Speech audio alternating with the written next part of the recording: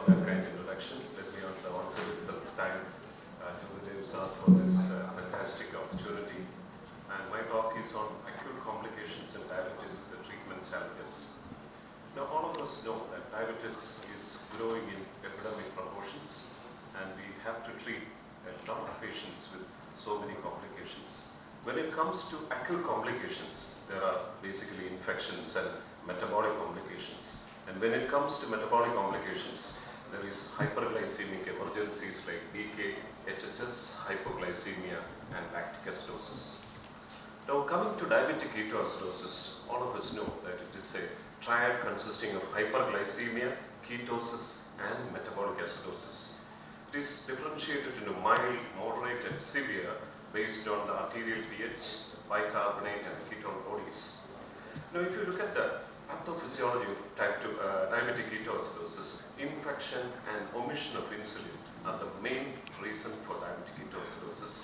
And there are so many precipitating factors like myocardial infarction, CVA, pancreatitis, alcohol intoxication, trauma, and drugs.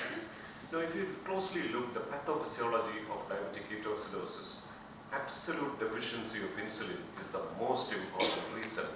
Along with that, there is counter-regulatory hormone rise. Now, I would like to stress the absolute deficiency of insulin. Insulin is an anabolic hormone as well as an anti-catabolic hormone. Why anti-catabolic means there is an increased incidence of increased free fatty acids. When there is absolute deficiency of insulin, lipolysis is inhibited. So there is increased inhibition of the lipolysis is gone away. There is increased free fatty acids, and these free fatty acids enter the liver and cause ketosis. So this is what happens in diabetic ketoacidosis, the absolute deficiency of insulin. We will have to look at various aspects like the blood glucose, the electrolyte levels, the ABG, and all these things will have to be closely monitored. What we need to understand about DK is it's a high anion gap metabolic acidosis, because you know the ketone bodies like beta hydroxybutyric acid, acetone, and acetoacetate, these are organic acids and they buffer with the bicarbonate. And when they buffer with the bicarbonate, you can see the equation. There will be less bicarbonate available. So what happens is there is an increased anion gap. So DK is a high anion gap metabolic acidosis. Now, most of the patients won't be having much problems, but when they come across with precipitating factors, the various symptomatology happens, the metabolic derangement happens, and to some extent in some patients there can be even coma and death. And when it comes to the treatment, correction of IV fluids is the cornerstone of management of DK. Along with that, insulin and the treatment of the precipitating factors. And when it comes to the IV fluids, normal saline is the treatment of choice. And what we need to understand is, in around 24 hours, we need to correct the fluid management of around 4 to 6 liters in diabetic ketoacidosis. And once the blood glucose becomes less than 250 milligram percentage, we need to change it to DNS.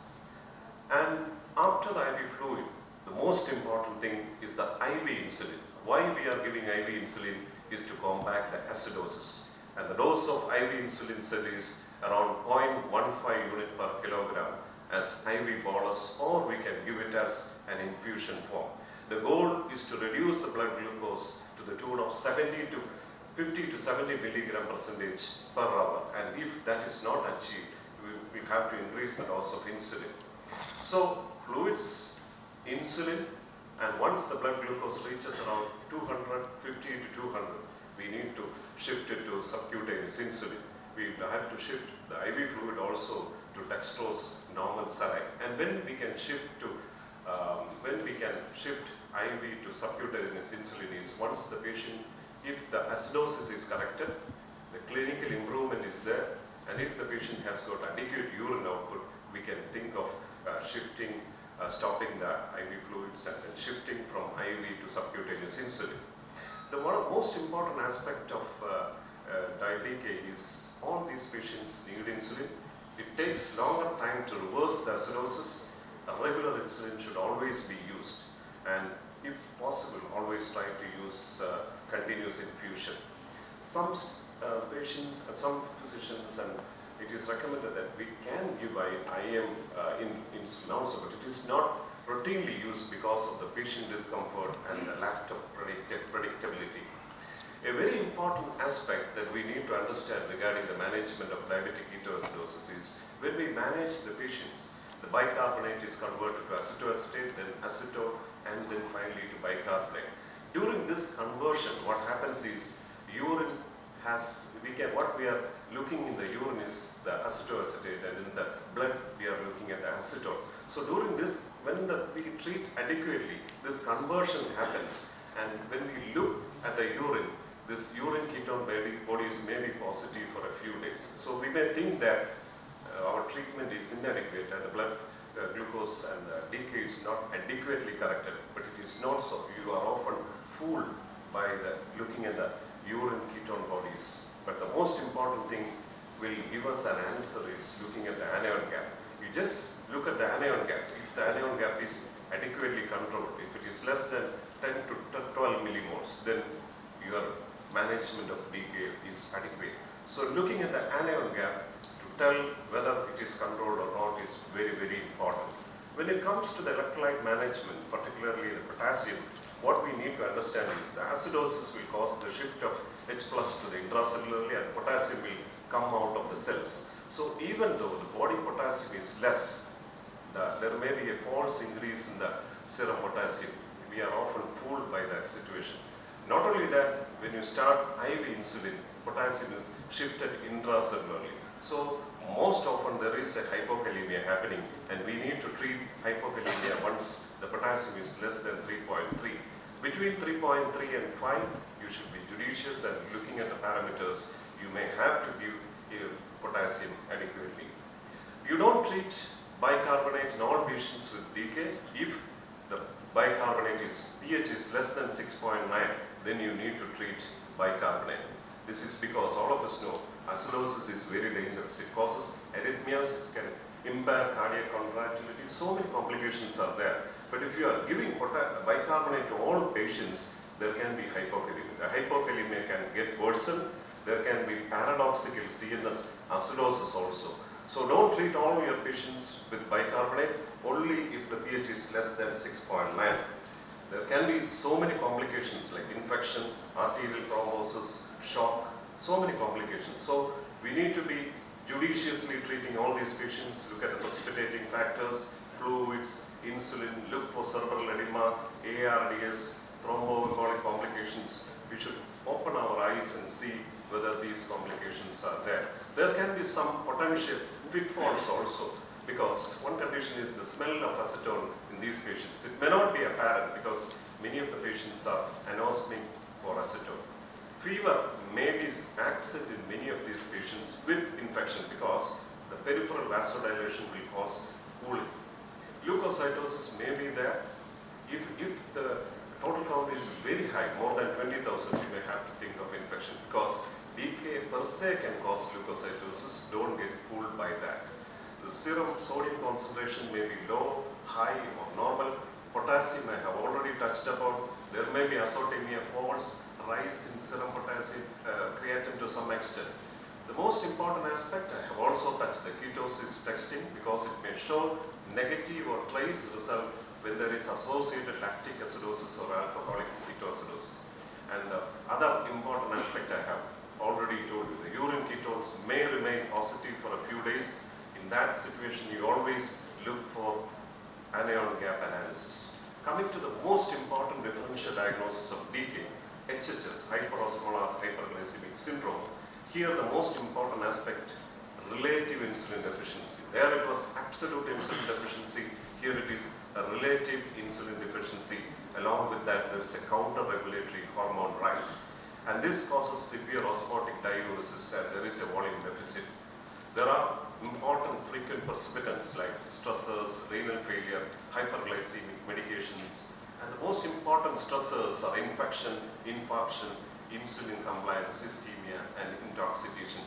The management is almost similar to that of decay. Only thing is that the neurological complications are much more in HHS.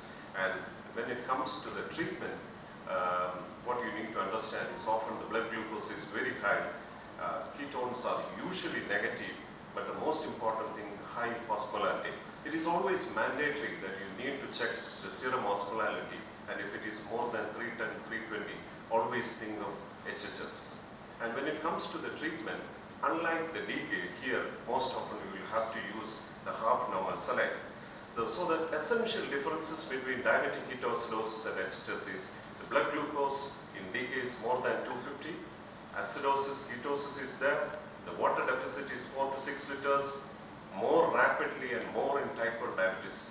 But when it comes to HHS, the blood glucose is more than 600 milligram percentage, the osmolality is high, more of neurological complications, the water deficit is more around 9 liters, develops slowly, lasts longer, more often in type 2 diabetes, and the mortality comes to the tune of 5 to 15% in HHS, while the mortality in DK is only 5%. Now, the third important complication, the hypoglycemia. You know, when the blood glucose is less than 70, you say there is hypoglycemia, and when it is below 54 milligram percentage, neuroglycopenic symptoms happens. And the most important thing is the rise in counter-regulatory hormones. If it is a mild hypoglycemia, oral carbohydrate, severe hypoglycemia, IV glucose, very rarely you can give glucagon. So what are the challenges in hypoglycemia? Hypoglycemia unawareness in chronic insulin-dependent patients, hypoglycemia associated autonomic failure, nocturnal hypoglycemia, which is a very, very important cause of death in Beck syndrome. Then cardiovascular mortality is also very high in hypoglycemia patient. So from the perspective of hypoglycemia, you should always be very, very cautious in dealing with type 1 diabetes more than type 2 diabetes. Older patients, insulin getting patients, multiple drugs with insulin, and the diet advice is very, very important. The third important complication is the lactic acidosis. Diabetes is said to produce lactic acidosis, the type B lactic acidosis, where there is no evidence of reduced perfection. Diabetes comes under type B lactic acidosis. Now, what are the clinical features? There can be associated cyanosis, cold extremities, tachycardia, hypotension, all these things. Now, you should suspect lactic acidosis when there is a high anion gap metabolic acidosis along with a high serum lactate, more than 5 millimoles per liter. Now, what is the treatment? Treatment is, most important is the hydration, intravenous bicarbonate, and in severe situation, we may have to resort to dialysis. Now, the two important points I would like to stress at this point of time is when you are managing DK and HHS, if there is a refractory metabolic acidosis, there is a high anion gap, and despite optimal management, there is a refractory metabolic acidosis. The anion gap shows there is a high anion gap. Always suspect a lactic acidosis in such group of patients. And all of us know that metformin, if given in contraindicated patients who are having liver disease, renal failure patients, there is a chance of having lactic acidosis. It's one of the known complications of metformin.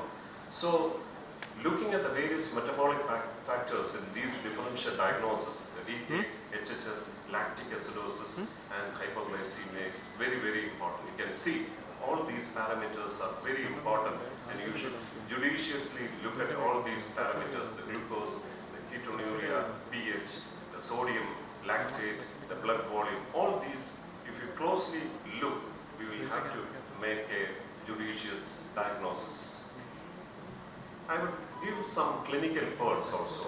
No, the success of IV fluid therapy, this is very, very important. I have told you, IV fluid therapy is the cornerstone of treatment of DK. When you say that IV fluid is success, when you look at the clinical examination, clinically the patient is more stable, the patient has got adequate urine output, the patient can eat. That is when you say that the IV fluid therapy is success. Now we have to shift at some point from IV fluid therapy to subcutaneous insulin. When the acidosis is corrected, and again the patient can take oral fluids, at that point you can think, and the blood glucose comes below 250 milligram percentage, you can think of shifting from IV fluid to subcutaneous insulin. Now you have to overlap between the IV and subcutaneous insulin for a period of 1 or 2 hours. Otherwise, there is always a chance of a rebound ketosis. Then rebound ketosis is one very, very bad problem that may come across during the treatment.